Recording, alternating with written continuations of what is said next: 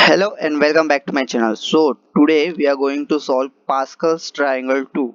So if you have solved Pascal's triangle, I mean 1 or normal version, it's it's same. You don't really have to do anything different. I did the same thing and just returned the specific row they wanted, but I'm sure there must be a better way, but my solution was also accepted. So I hope this is at least useful to you to develop your own solution. And if you want me to make a video on better and more optimal solution, I'm just doing this because I submitted this solution, this particular solution, and I think it's easiest solution to understand. So that's the only reason why I'm using this solution for this video.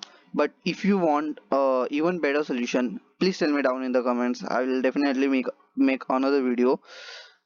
So okay, so first of all, I hope you all know what is a Pascal's triangle, and if you don't know, you can just have a look at this animation. We have a first row or zeroth row, because now note that row index starts from 0, so they will give us a row number and we have to return that row in Pascal's triangle. So what is a Pascal's triangle? We have 1 on zeroth row, then we have 1 on second row, and from third row what we do is we, for example, here we just add these two elements, the two elements above it. As you can see it in animation, I think the animation makes it extremely simple to understand about what exactly a Pascal's triangle is. So okay, for example, we if we are given input as 3, 0, 1, 2, and 3. Okay, so we have to return this row, and if we will be given as input as 0, we will just return 1, and if we have input as 1, we will return 1, 1, and so on and so forth. I think you understand the problem. And now let's have a look at our solution. I think this is going to be one of the easiest approaches, and we will just use a list of list integer, and we will call it Pascal because we are storing an entire Pascal triangle till the row index, and at the end we are just returning the desired index or the index that we are being asked. So yeah, that's what we are doing. New array list of yeah new array list, and now we will use a for loop.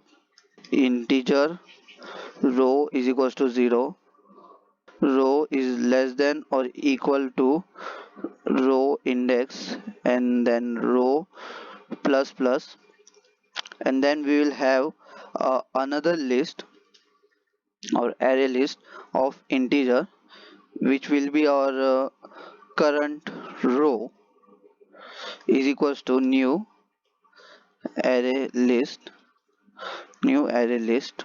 Oh, okay, so it will be of integer array list, and then we will have another for loop. Integer I is equals to 0, I is less than or equal to our row current row, and I plus plus, and then we will just get a previous, first of all we will just have a if condition. If our I is equals to 0, that means if our I is of first element, for first and last element, if I is 0 or if I is equals to our row, then we will current row dot add 1, because as you can see here, for every row, first and last element are always 1, so that's what we are doing here simply.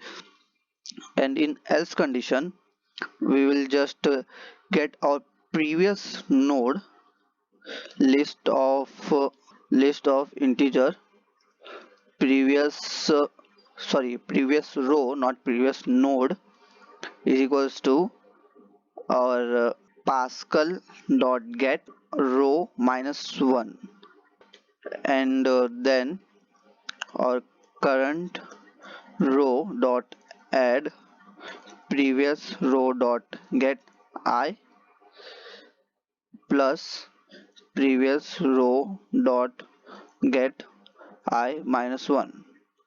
So it will work perfectly because let's have a look at whenever we will be at our first row, it will be, or I will be just 0 and it will add 1, and yes, we will get out of loop. So after the end of our second for loop, we will just add our current row into our Pascal. Pascal dot, sorry, add current row, and then after our second loop, finally we will return Pascal dot get row index, whichever row they want. So I think it's pretty straightforward. We are just using a couple of for loops to create an entire Pascal's triangle, and we are just returning the desired row. So I think you can have a look at it. It will work perfectly. If our whenever we will be at zeroth row, it will just add 1, because it will always go into if condition and it won't go into else condition, and our loop will break at 0. And if we will or if we are at row 1, it will just never go into else. It will always be I is equals to 0 and I is equals to row, which is 1, and we will add 1, and it will work fine for the third row as well, because in for example, when we are here and here, it will just directly add 1 and 1. But when we are here at position 1, what it will do is it will get our previous row, which is row 1, where we have 1 and 1, and then it will add previous row dot get I, which is its first value, and previous I minus 1, which is this value. So we will get a perfect value, and it works for every element. And now, yeah, we got the right answer, and let's submit our code, and it's accepted. So if you want, if you think you have a better solution, you can just paste it down in the comments. I check all my comments and try to reply to all of them. I do reply to all of my comments. And also, if you want another approach, you can just tell me in the comments. I will try to come up with another approach, and I will make another video. And thanks for watching the video. Subscribe to my channel, hit the bell icon, and wait for my next video. Thank you.